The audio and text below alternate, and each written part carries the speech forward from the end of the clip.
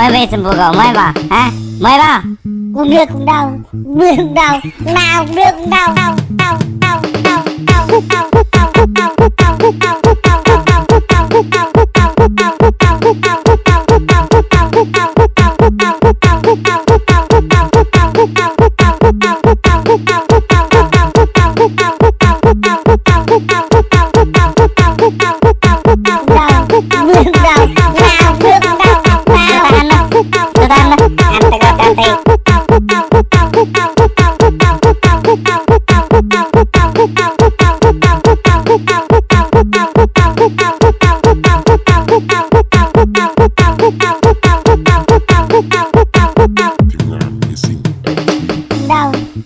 đau, nào được đâu nào cho tan ăn ta ăn đây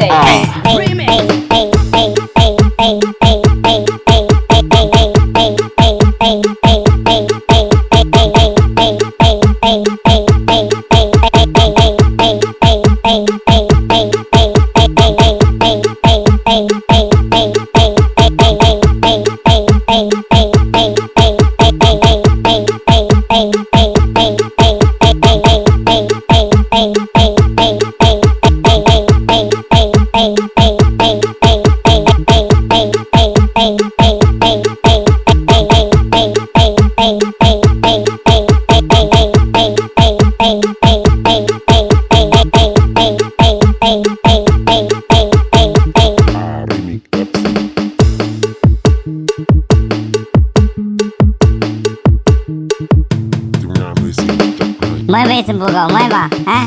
Mới vào. Cũng đưa cũng đau, đưa cũng đau, nào đưa cũng đau, đau.